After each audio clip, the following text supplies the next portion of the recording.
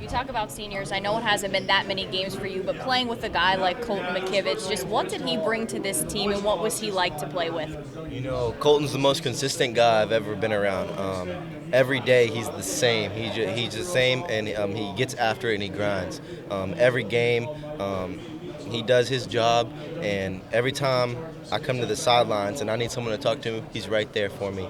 And just I gave him a big hug right after the game. It was kind of emotional hug, and I'm sure gonna miss him.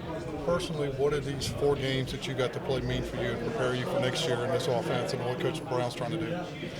Yeah, I think it was big for me. I think it was it let me earn respect to my teammates that I can come and play in the Big 12, and I'm not just some kid from Bowling Green. And I think they believe in me, and I believe in them. I think we got a bright future. Jarret, sorry if you were asked this before. After a game that you kind of struggle some throwing the deep ball, that last ball is right on target. What is it about your personality, your makeup, that allows you to make that throw? Just the quarterback mentality. You know, if you throw picks, you got to erase that, and you got to play the next play. I knew we were going to be in it to the end, and I tried to get that just out of my head and play the next play. And then each deep ball that I might have missed, I knew one was going to connect.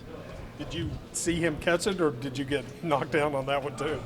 I got hit, and I got up and saw the ref throw his hands in the air, and I was in shock because I had no clue.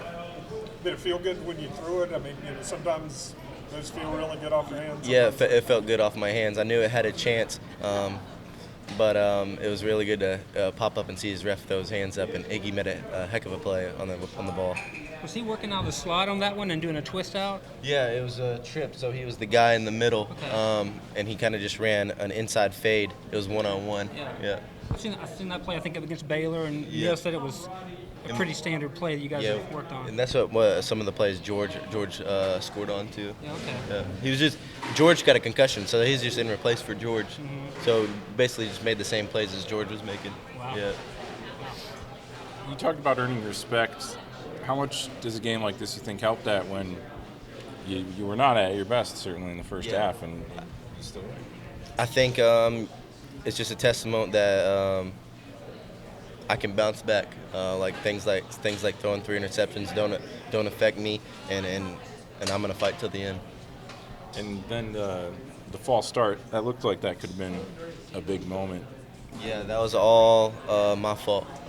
We did a motion, and I was supposed to say hut with my voice, and I clapped, which forced Mike to jump off sides. So that was definitely on my fault. But thankfully, I got to erase that with a touchdown. And speaking of erasing, no points off the 3 interceptions. Just how impressed are you by this defense and how they carry you? I'm extremely impressed. Those guys kept us in the game and have kept us in the game all through the season. It's hats off to them because they play their butts off week in and week out, and they kept me on my feet today.